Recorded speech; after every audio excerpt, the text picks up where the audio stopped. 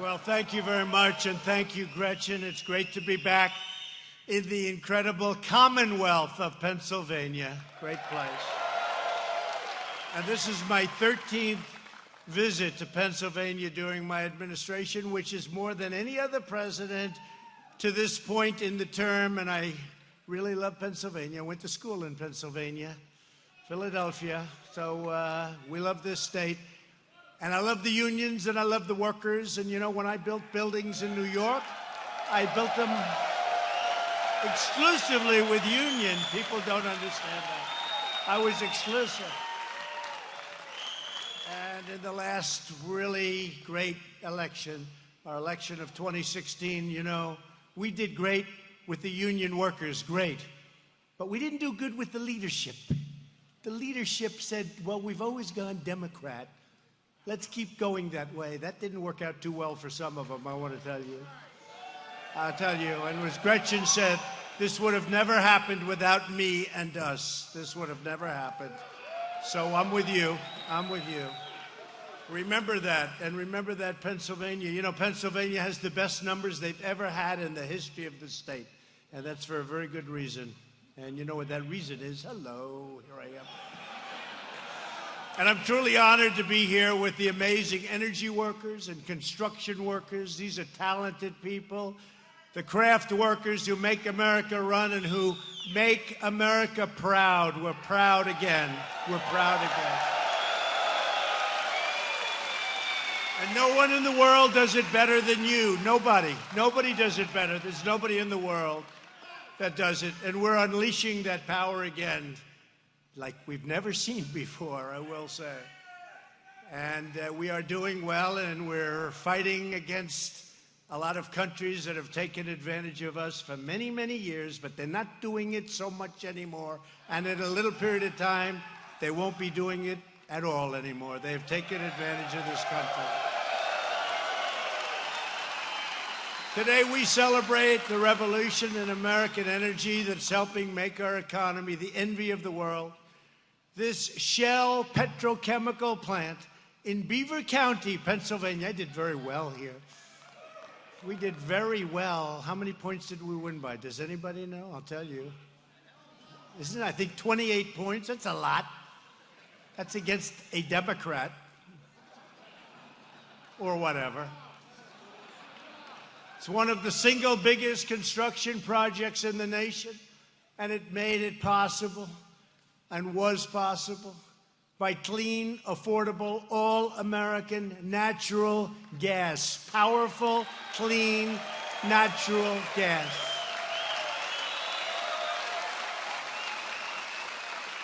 And when the wind stops blowing, it doesn't make any difference, does it? Unlike those big windmills that destroy everybody's property values, kill all the birds. Someday the environmentalists are going to tell us what's going on with that. And then all of a sudden it stops. The wind and the televisions go off. And your wives and husbands say, darling, I want to watch Donald Trump on television tonight. But the wind stopped blowing and I can't watch. There's no electricity in the house, darling. No, we love natural gas, and we love a lot of other things too. Each of you is taking part in the largest investment in Pennsylvania history. It's the largest investment in the history of Pennsylvania, in the history of our country, the money that's being invested in your state right now. With your help, we're not only unleashing American energy, we're restoring the glory of American manufacturing, and we are reclaiming our noble heritage as a nation of builders again. Nation of builders. I was a good builder. I built good. I love building. In fact, I'm going to take a tour of the site. They said, sir, we were going to do it before the speech, but we're waiting for it to stop raining. I said, don't worry about the rain. Do we have umbrellas? Don't worry about the rain. Umbrellas work very well, especially when they're made in America. So I don't care, but we're going to take a tour afterwards. I'm going to speak to some of your union leaders to say, I hope you're going to support Trump, okay? And if they don't, vote them the hell out of office because they're not doing their job. It's true. Vote them out of office. When completed, this facility will transform abundant natural gas, and we have a lot of it, fracked from Pennsylvania wells, which they never would have allowed you to take if I weren't president. If my opponent won, this would be a lot of nice new structures outside. I guess you would have stopped long ago. You would have stopped construction before it started too much. But I was talking to Gretchen. They would have never gotten the approvals to do what's needed to fuel these plants. That wouldn't have been good, so probably they wouldn't have started. But if they would have started, it would have been stopped. But they put it into plastic through a process known as cracking. That raw material will then be shipped all over the country and all over the world to be fashioned into more products stamped with that very beautiful phrase, made in the USA, right? Made in the USA. Beautiful.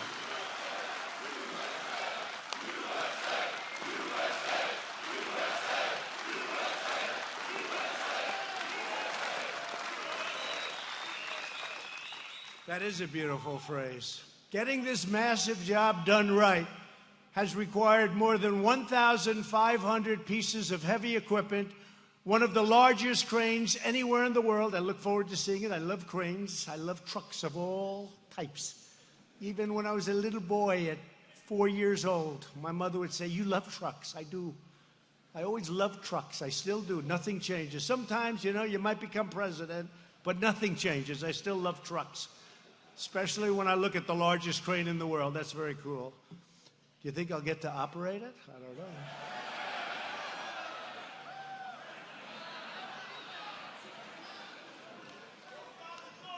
We'll put the media on it, and I'll give them a little ride, right?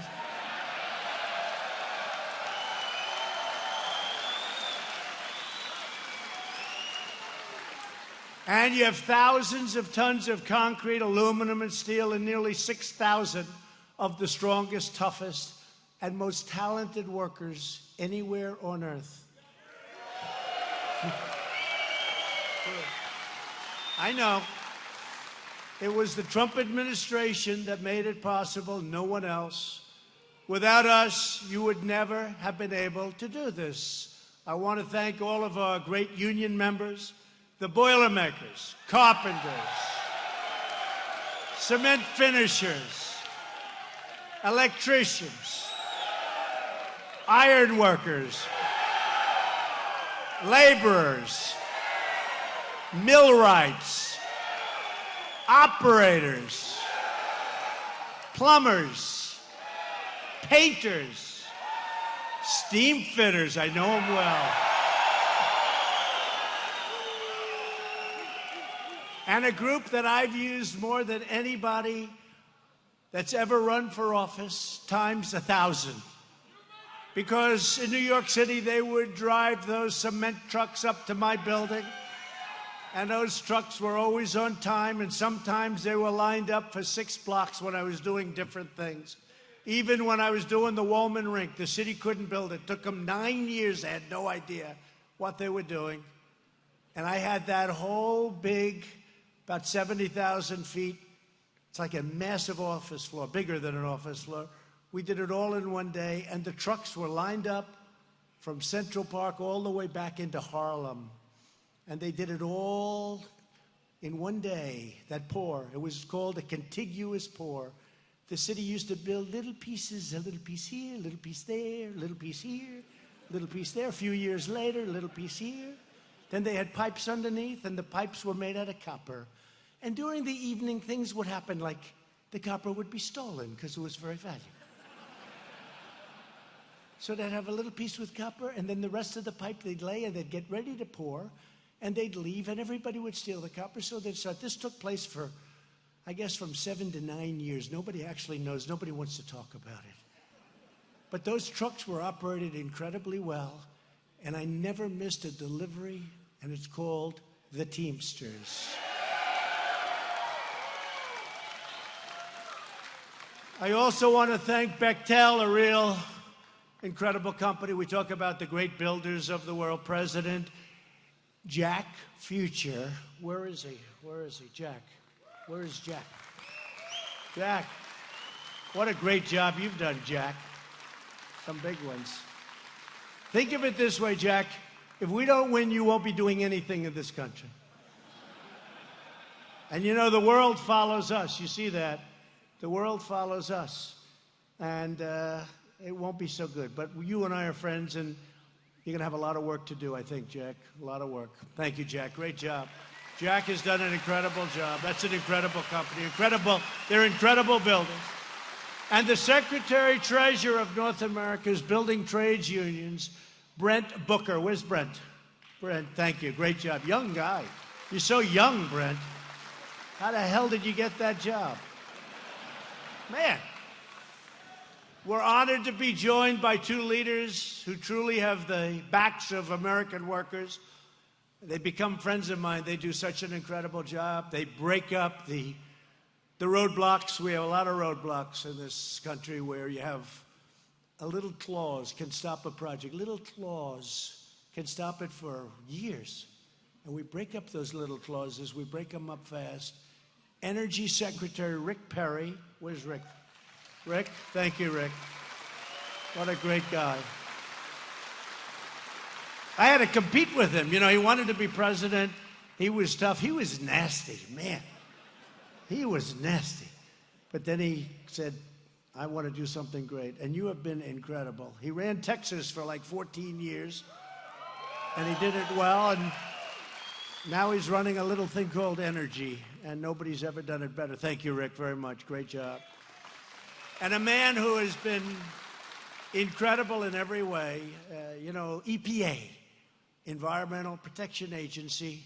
You've heard a lot of horror stories where nothing can get done, nothing gets passed. It takes years and years and years to get a simple permit. It can take 20, 21 years to get a road before they reject it. How about this? They go 20 years, 21 years in certain cases for a highway or a road, not even a highway. At the end of the 21st year, they vote to reject it. How would you like to be? You're a young person, you're starting out, and you're all excited about this project. And it starts off as being a simple straight road. And then it ends up being a total catastrophe because of nesting and lots of other things that we can take care of. And it's 20 years later, and then they reject it. You've devoted half of your working life to a rejection. Happened to many people. And we have a man that knows how to break it up, but he's also a great lover of the environment. EPA Administrator Andrew Wheeler. He's done an incredible job. Andrew? Great job, Andrew. Great. Really great job. And I also want to recognize some of my great friends that have helped me so much. Congressman John Joyce. John, where's John? John, usually you're in the front row. I can't believe this. I guess you got shut out by the unions. Look. Thank you, John. Fantastic job. John Joyce, been a great friend of all of us.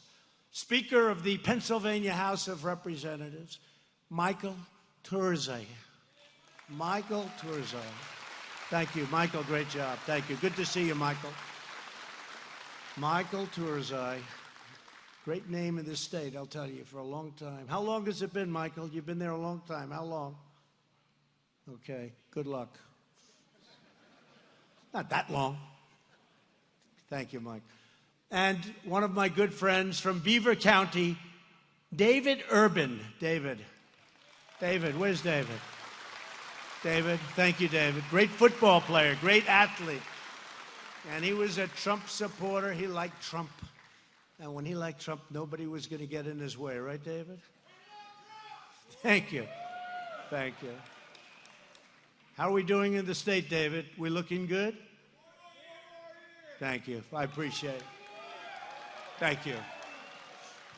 I think we're looking very good. I think we're looking good all over in Ohio, in North Carolina and South Carolina, Florida. We just got numbers in Florida. We're looking fantastically good. Now, you know, sometimes, and they say, Donald Trump, can you imagine if I got a fair press? I mean, we're leading without it. Can you imagine if these people treated me fairly? The election would be over. Have they ever called off an election before, just said, look, just let's go. Go on, 4 more years. Yeah. And then you want to really drive them crazy, go to hashtag 3rd term, hashtag 4th term. You'll drive them totally crazy. I mean, you have one guy on television. I'm telling you, he's not leaving. He's going to win, and then he's not leaving. So in 2024, he won't leave. I'm telling you, this is a serious person. These people have gone stone cold crazy. And we're grateful especially to Chairman of Royal Dutch Shell. That's big stuff, folks. You know, I'm a business guy. When I hear Royal Dutch Shell, you know, until I became president, that was like a big deal. But now I don't view it the same.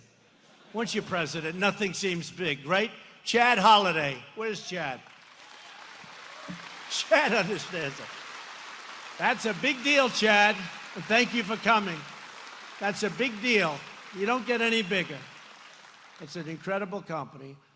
Shell's U.S. president, you just met her and you know her. Everybody knows her.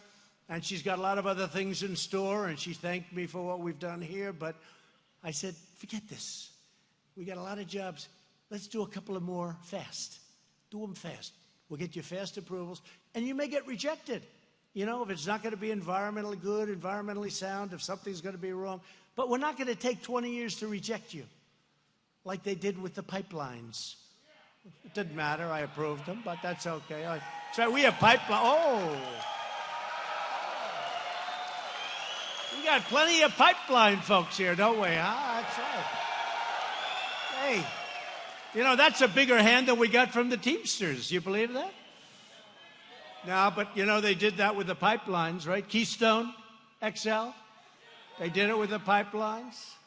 Dakota Access Pipeline, we're building pipelines. And if we get the pipelines approved, and you better work, the EPA is working right now to get them approved, and Texas, and if we can increase, we're now the largest in the world in energy by far. But if we get those approved, Andrew, I hope Andrew's listening, EPA, Andrew, you know what I'm saying, right? If we get them approved in Texas fast, they said it will take 18 years. I said, could you do it in about a month? Right? If we get that, oh, look at those pipeline guys, they're so happy. That's a lot of jobs. But Andrew, if we get them approved fast, we can increase our entire output. Texas is so big, and it's bigger, it turned out to be much bigger. I also got you ANWR in Alaska, which may be bigger than everything. And they couldn't get it. Ronald Reagan couldn't get it. No president could get it. And I got it approved, and we're all set. And so we're all set.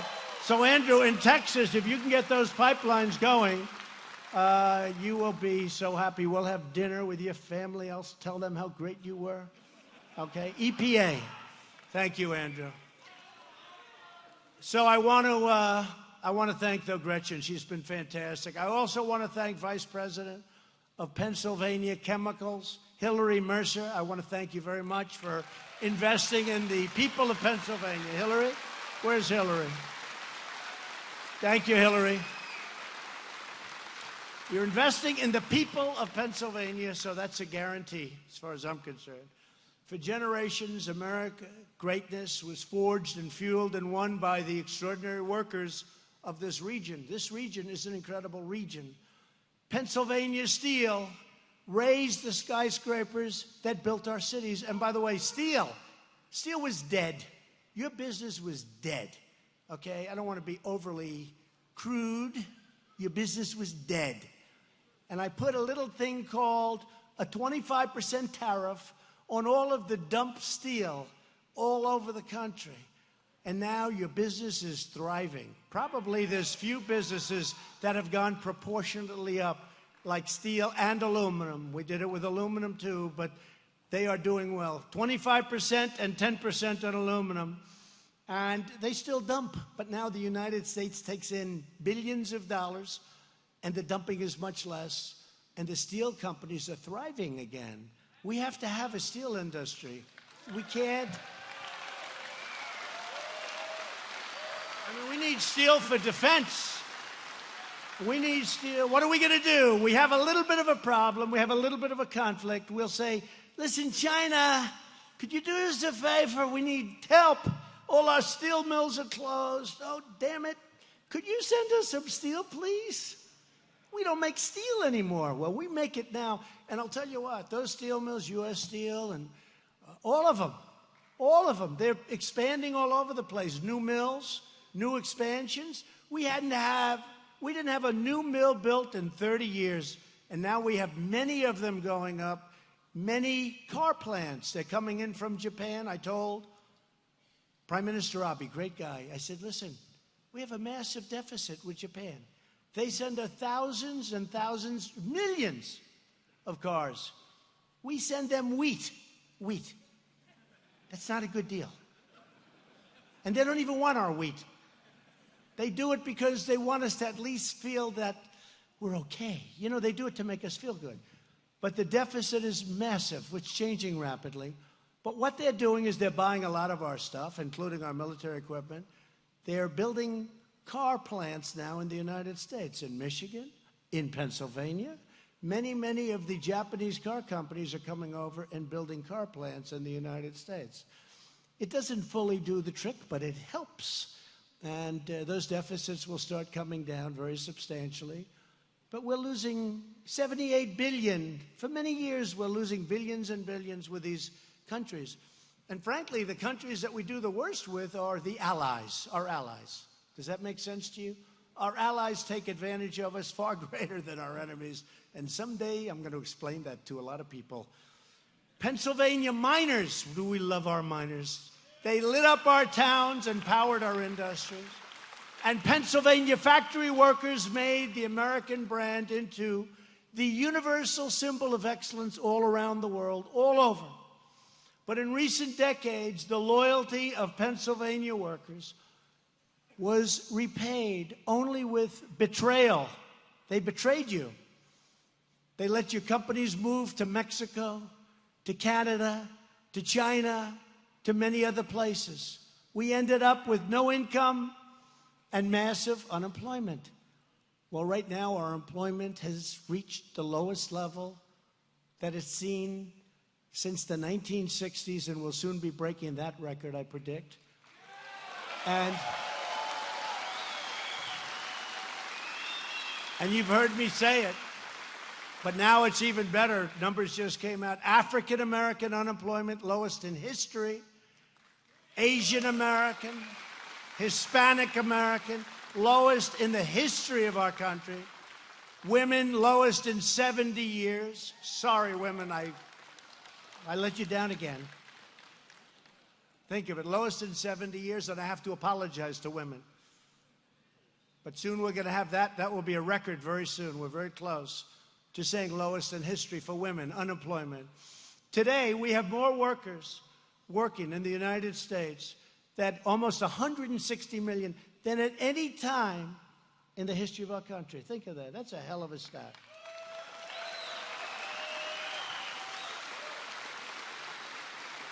The political class in Washington gutted your factories with horrendous trade deals, horrible. NAFTA, one of the worst trade deals ever.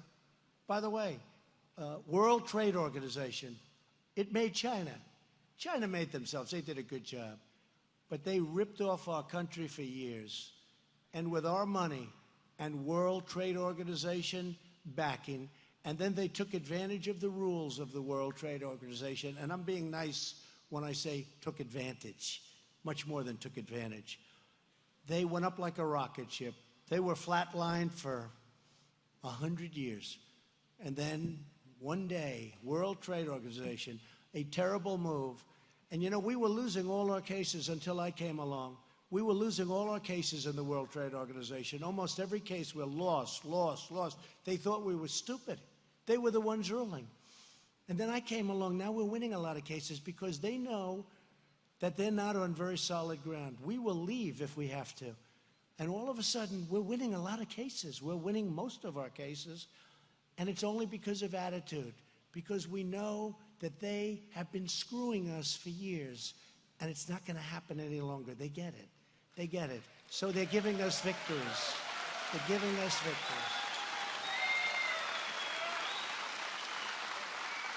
And I'd like to use a different word, but there's no word that's quite as, right?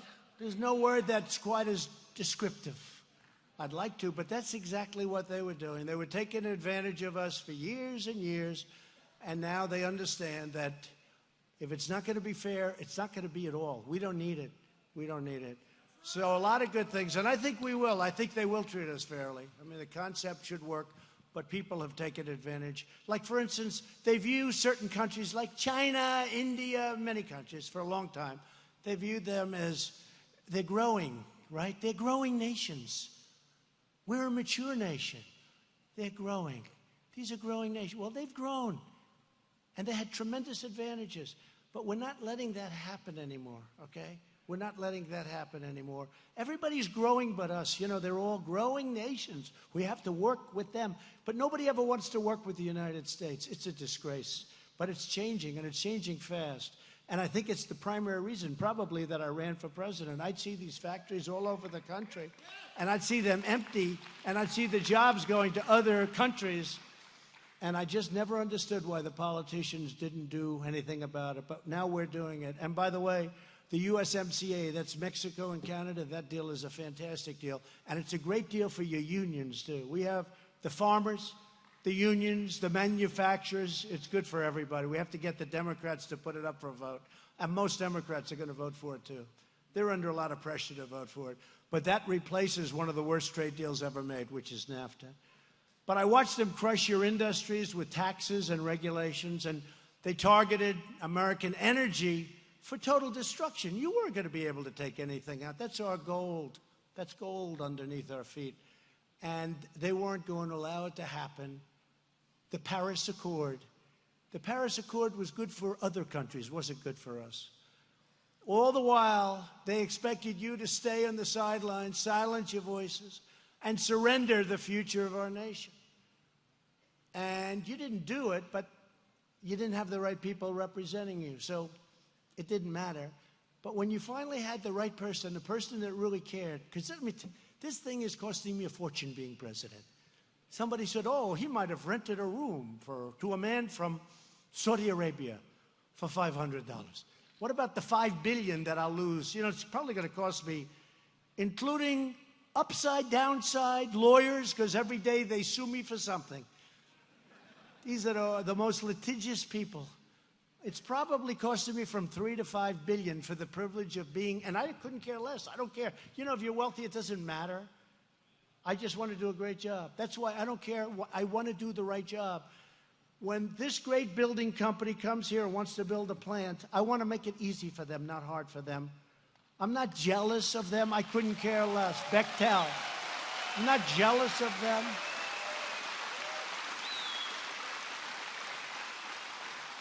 I got sued on a thing called emoluments. Emoluments. You ever hear the word? Nobody ever heard of it before. They went back. Now, nobody looks at Obama getting $60 million for a book. That's okay. Even though nobody in history ever got that much money for a book. Obama got $60 million. Think of it, $60 million for a book. Nobody looks at any, but with me, it's everything, emoluments. Nobody knows what it is. Here's the good news. Last month, I just won 2 cases on emoluments. And the judge was scolding of the other side.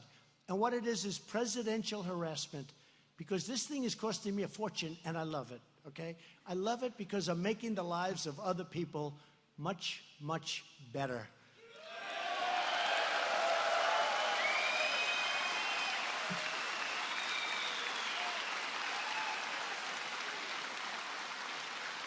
And each of you here today is living proof that America never surrenders. We don't surrender. And we were in bad shape. This area was in really bad shape. And now you look outside and you say, that's like the 8th wonder of the world. Under my administration, we're fighting back and we're winning because we are truly and finally putting America first.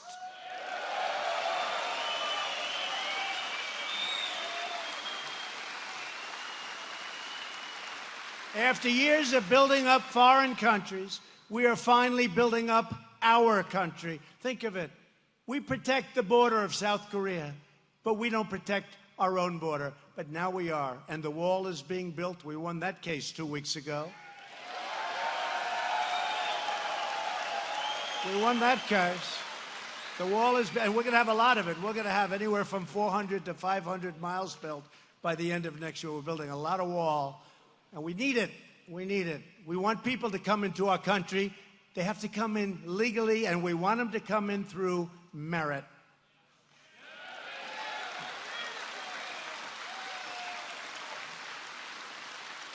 The last administration tried to shut down Pennsylvania coal and Pennsylvania fracking. If they got in, your fracking is gone, your coal is gone. You guys, I don't know what the hell you're going to do. You don't want to make widgets, right? You don't want to make, you want to learn how to make a computer, a little tiny piece of stuff. You put it with those big, beautiful hands of yours. Look. He's going to take these big hands. He's going to take this little tiny part. He's going to go home. Alice, this is a tough job. No, you want to make steel and you want to dig coal, and that's what you want to do. I was in West Virginia when Hillary made that terrible statement that she wants to close up all of the coal. She forgot in 3 weeks she was going to West Virginia. Remember, she wanted to close up all coal. She was in an area where they didn't do the coal, and she said, I look forward to closing up all coal. It's going to be closed. Steel, going to be in big trouble.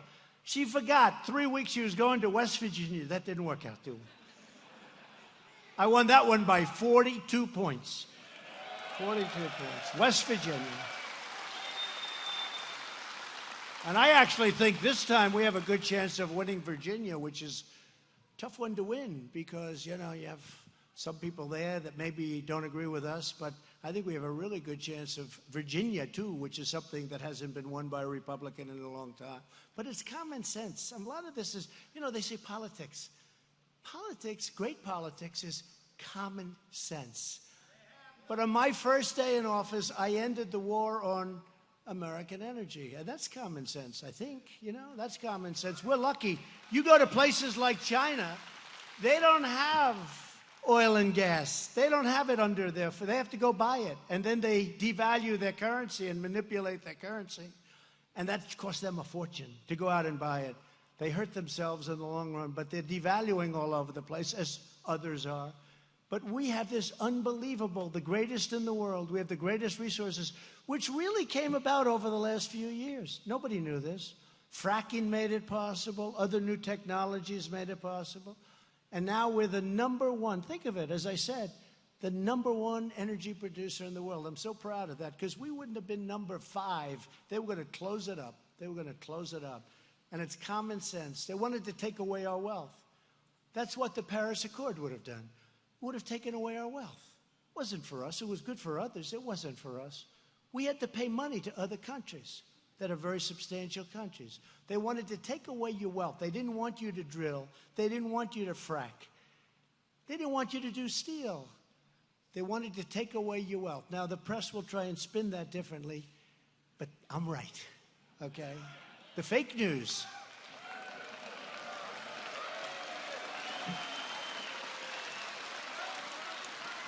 That's a lot of people back there for like 11 o'clock speeches. That's a lot of people.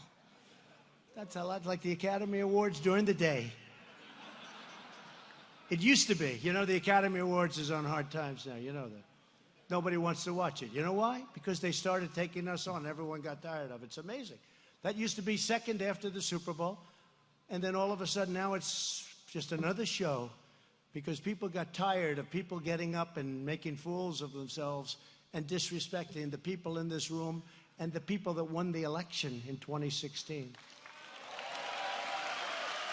And the people that won the Senate without me on the ticket in 2018. You know, they never say that. We won the Senate. That's why we'll have appointed within 2 months 179 federal judges and 2 Supreme Court judges. Think of that. 179.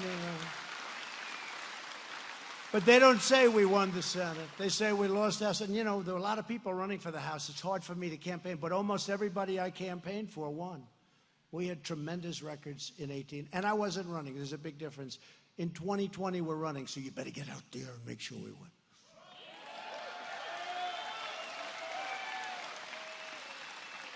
And we have a record that nobody's ever had. Remember, when I was running, I was saying, we're going to do this, we're going to create jobs.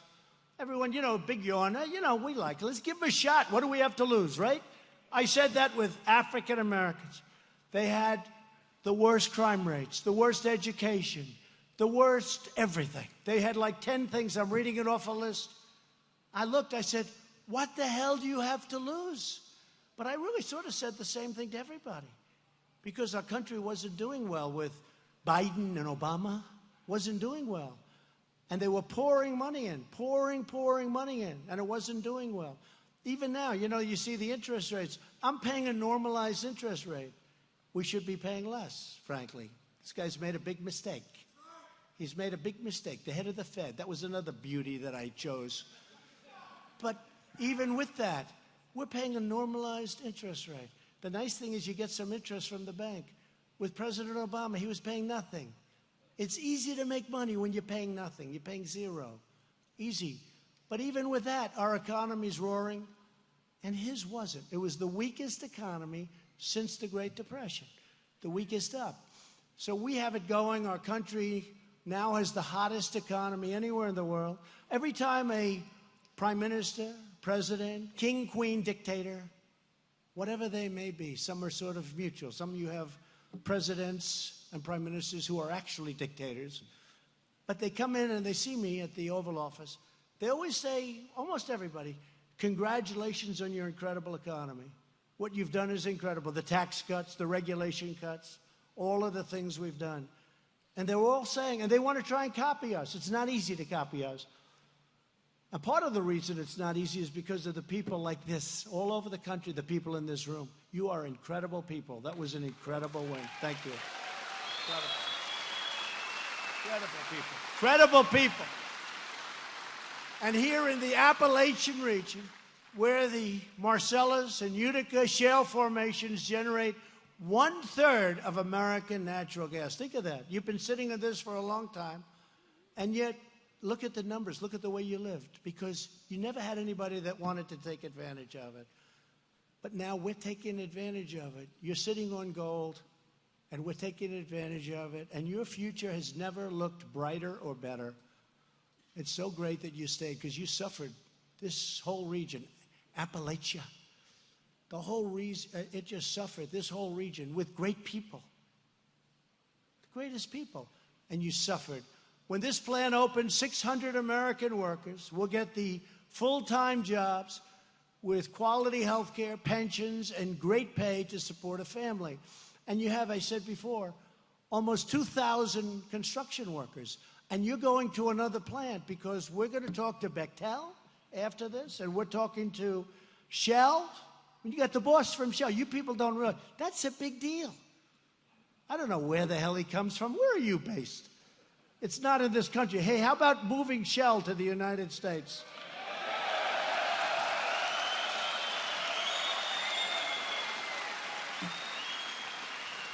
Well, we're ready if you are. Just let me know. But they have their big USA division. But that's a great company. It's a big deal. And that you're here is a big deal. That's a big deal to me, and it's a big deal to everybody in this room. You have the top man at Shell. But this is just the beginning. My administration is clearing the way for other massive multi-billion-dollar investments. We just did one in Louisiana. It's a $10 billion plant. There's more pipes in that plant than I've ever seen in my life. There's more plant, you know that. LNG, it's an LNG plant. $10 billion, and it's totally sold out. They sell it like you rent office space. Can you believe it? It's all sold out. All over the world, people have used it. And you haven't had a plant like that built in this country, really ever, because there's never been anything that big. But you didn't build plants like that because environmentally they weren't letting you. And yet environmentally is so good, what they've done and what they can build today.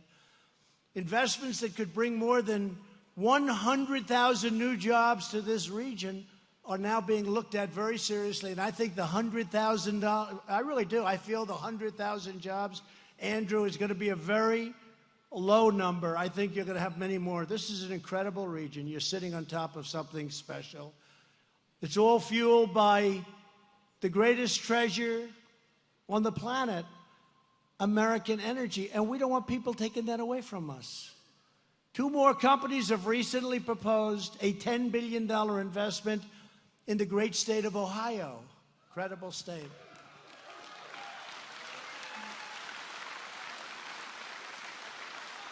We have tens of billions of dollars worth of investments, and this is really good stuff that we're now negotiating. But these 2 are in Ohio.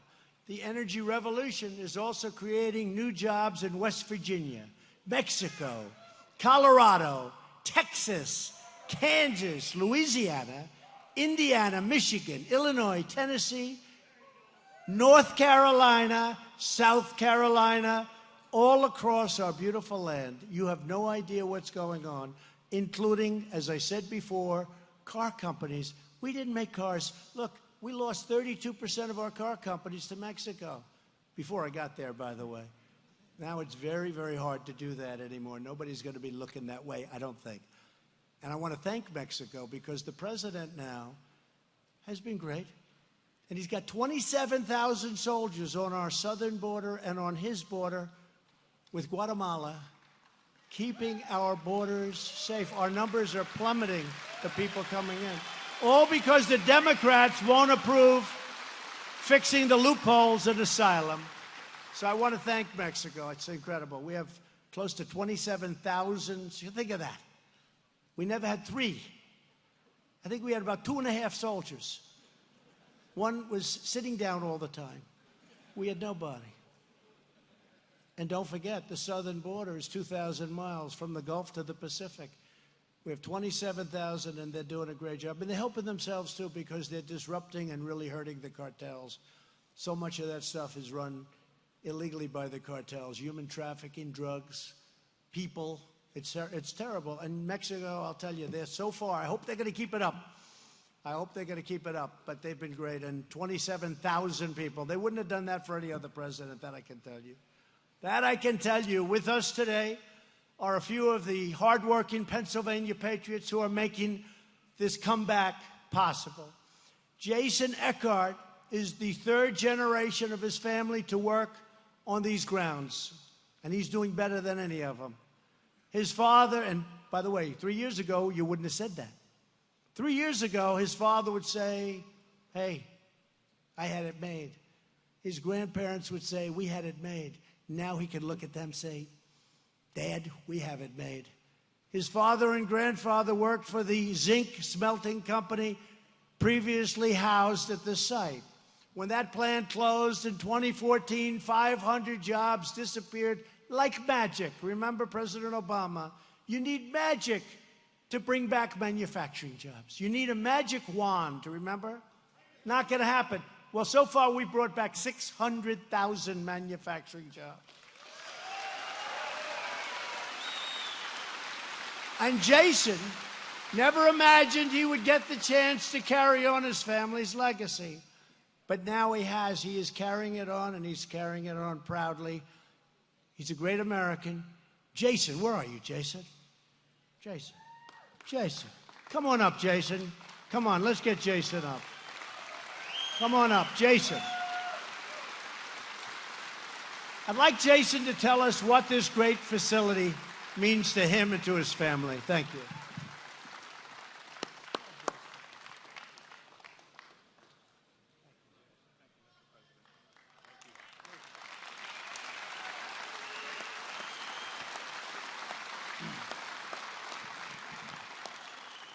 It's been amazing to see the transformation on this site from a 100-year-old zinc smelter to a state-of-the-art petrochem facility. I'm very proud to be part of Pennsylvania Chemicals, to redevelop this site and create the jobs in Western Pennsylvania for all of you.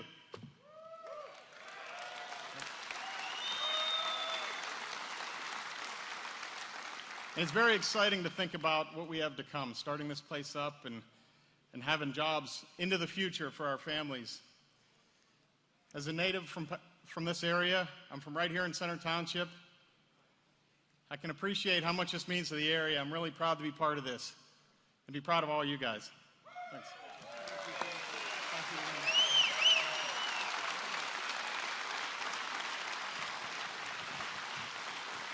Thank you, Jason. Great. Did you enjoy doing that, Jason? I think so. You had a big group of people back here that likes you a lot. They're giving him a hard time back there, right? His friends. Thanks, Jason. Heather Michaud grew up here in Beaver County and has been working for Shell in other states for several years. Now she can raise her family right near her parents and loved ones and actually be home where she wants to be and where she belongs. Heather, please come up and tell us about your journey.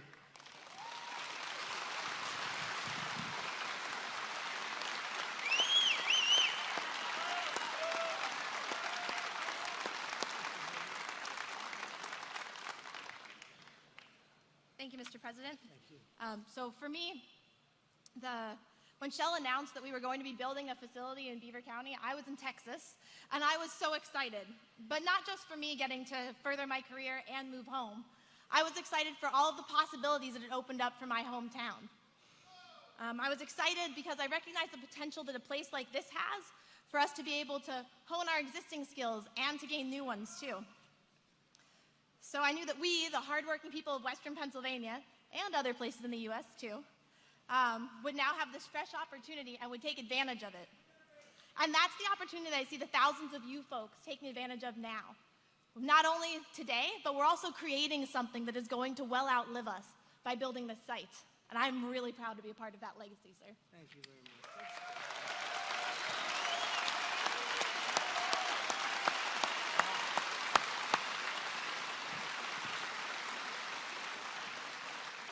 Great job. Thank you. She'll be running for office soon. Fantastic job. Samantha Paulizotto was a single mom working full-time when she learned about process technology training programs at the local community college funded by Shell. She became the first woman to graduate from that program, and she made the dean's list. That's pretty good. Now she's leading the way as one of the very first production operators hired here at Shell. Samantha, please come up and say a few words, please.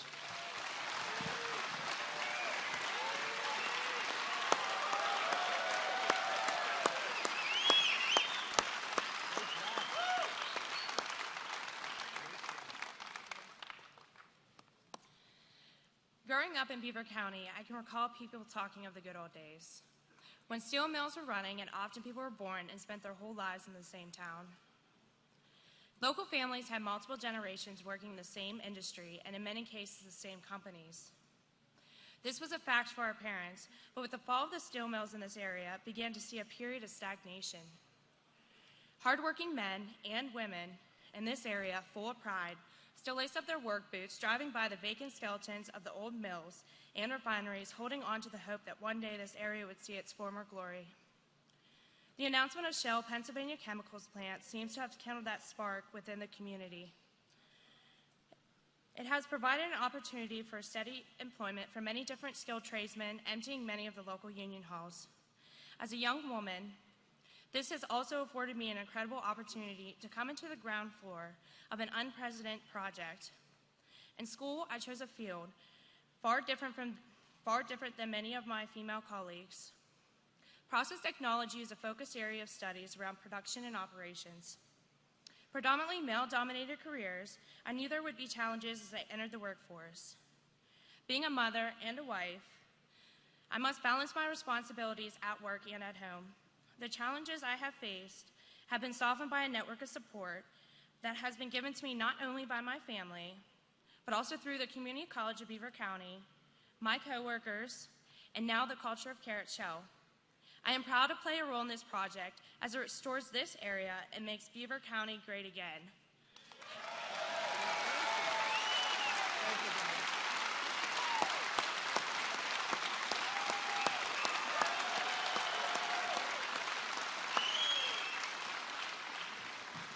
Thank you, Samantha.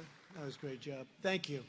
To help create more opportunities for workers like Jason, Heather, and Samantha, my administration started the Pledge to America's Workers. Our partners are providing over 12 million training and enhanced career opportunities to American workers, and my daughter Ivanka is working so hard on it. She's done a great job. 12 million people so far have been positively affected. Today, I'm pleased to announce that Shell is signing the pledge to America's workers to provide enhanced career opportunities. By the way, Shell, thank you.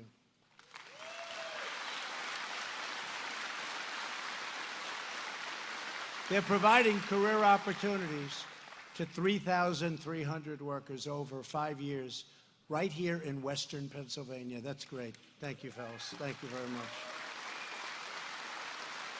And thank you, Hillary, for the tremendous commitment that you've made. We really appreciate it. Fantastic job.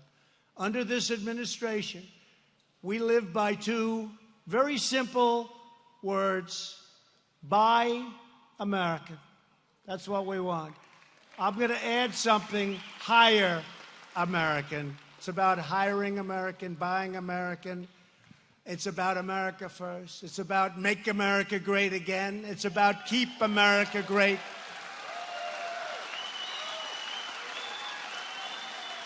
Despite all of this exceptional progress, however, some politicians in this country still want to keep America's vast energy treasures buried deep underground. Let other nations take advantage of our country. Not happening anymore. They see factories like this one not as a cause for celebration, but for condemnation. Democrats in Congress are pushing hard for the Green New Deal. How about that one? Green New Deal. Where it puts everybody in this room out of work, hate to tell you, and a lot more people. Everybody out of work. But I don't want to speak badly about it. You know, you've heard me say this. I want to encourage them. That should be their platform. I don't want to do it too early. I did it very early with Pocahontas. I should have probably waited. She's staging a comeback on Sleepy Joe. I don't know who's going to win, but we'll have to hit Pocahontas very hard again if she does win. But she's staging a little bit of a comeback. What a group. Pocahontas and Sleepy Joe. I don't think they give a damn about Western Pennsylvania, do you? I don't think so. And other radical plans to wipe out our coal, that's what they want. They want to wipe out our oil. They want to wipe out our natural gas industries while allowing other countries to steal our jobs. Virtually every leading Democrat has vowed to eliminate fossil fuels, obliterating millions of American jobs, devastating communities, and bankrupting factories, families, and senior citizens all across this region. And by the way, this is the only fuel that has the power for plants. When you have to steam up and you have to fuel up on these giant plants, these giant generators, these giant electrical factories, you need what you're doing. You need this. It's got the power. The other doesn't have the power, certainly not yet, probably never will. And we're not taking chances. And we have the cleanest air and water we've ever had in our country right now. The cleanest we've ever had. And we're going to keep it that way. But we're never going to allow other countries and outside sources to take away our great wealth, because that's what they want to do. They want to take away our wealth, take away our jobs. We're not going to let it happen. To see the destructive results of the far left's energy nightmare, just compare the enormous success here in Pennsylvania with the tremendous folly happening right across a line, a little line in New York. Both states have vast energy reserves, but New York prohibits development while Pennsylvania welcomes it.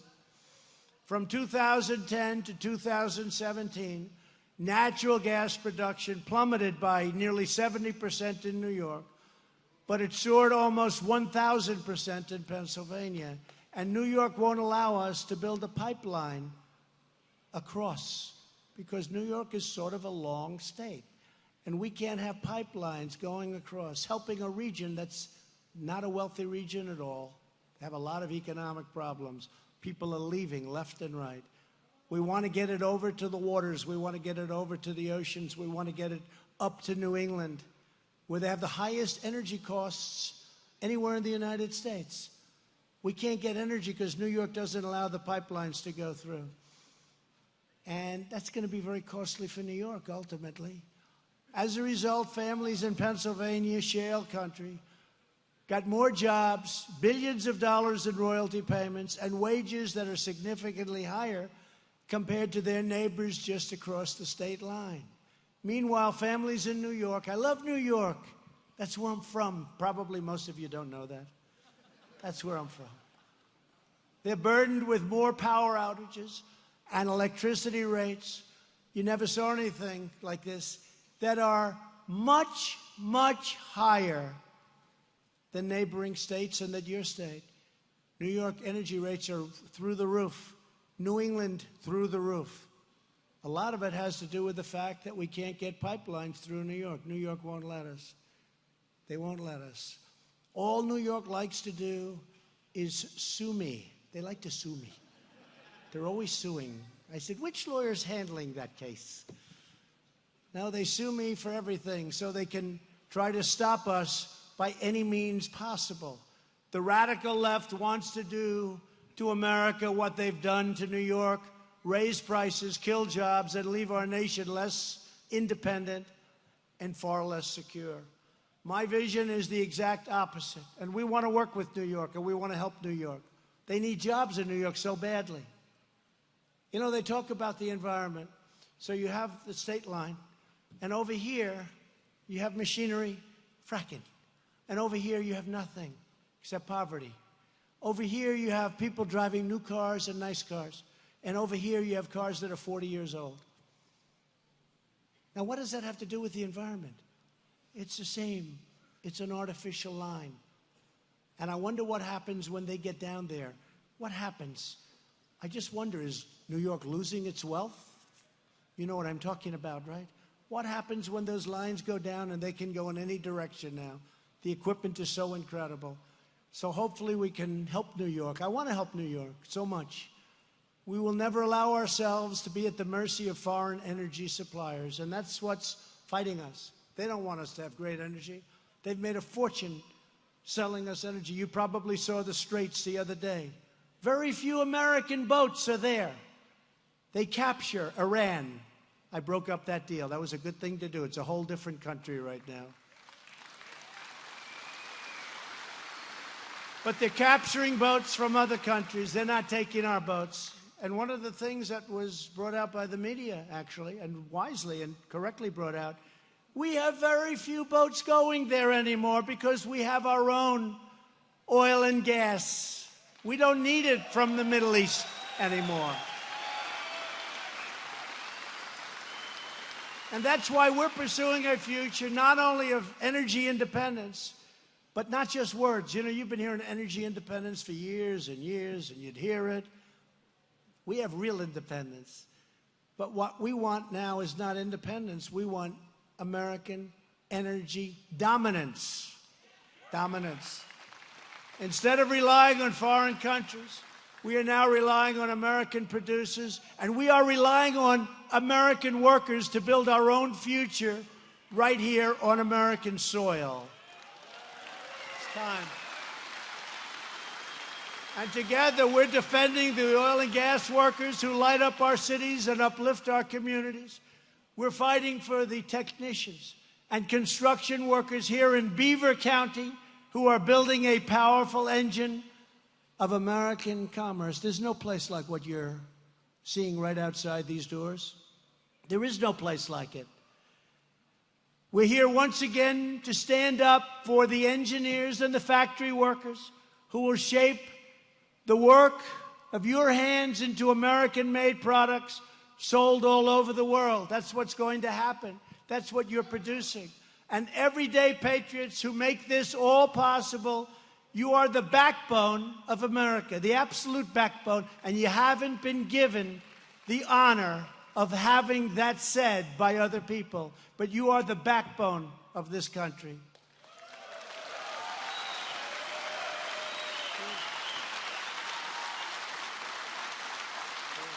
So true. You are the ones who work hard pay your taxes, build your neighborhoods, obey our laws, safeguard our values, raise up your children, make this land the greatest nation ever to exist on the face of the earth. You are the ones who do it. We work with a lot of people, but you are there and you are doing it. You've always been loyal to America, and now you finally have a president of the United States who is loyal to you.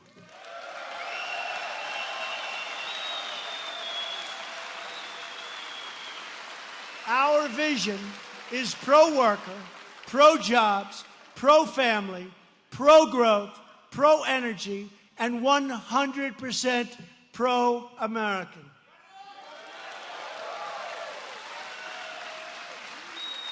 And we're taking care of our military, and we're taking care of our vets. Veterans' Choice, you've been hearing about it for 45 years. I got it approved. Veterans' Choice. We're taking care of our veterans. We're taking care of our military like never, ever before. Because Americans can do anything, go anywhere, and outperform anyone. Nobody can beat us. Nothing can stop us. Because winning is what Americans do. Winning is what we know best. We will keep winning, winning, winning. And I used to tell you the story about winning. I used to say that your great leaders would come to Washington and they would say, President, we're winning too much. We can't take it anymore. The people of Pennsylvania cannot stand winning. We haven't won for years and years, and now we're winning too much. Mr. President, please, for the good of the people of Pennsylvania, stop winning. Stop creating all these jobs. Stop creating all this product. Please, sir. Please, stop winning. And I said to them, and I will say to them, we're never going to stop winning. Because nobody's ever won like what's happened over the last couple of years. Nobody's ever won like you're winning. I've more than fulfilled my promises. Even they said he promised things and he actually produced more than he promised. That's true. But we're going to produce more and more. I just want to thank everybody. With your help, factory floors across this land are once more crackling with life. Our steel mills are fired up and blazing bright. The assembly lines are roaring. Industry is booming. And the hearts of our workers, the American spirit is soaring higher, stronger, freer, and greater than ever before. I want to thank you all for giving this nation your very best, and your very best cannot be beaten. I want to thank you for filling America with pride. We are proud of you. We think you are just incredible, incredible people, and it's an honor for me to be with you in Pennsylvania. Thank you very much. God bless you. God bless you.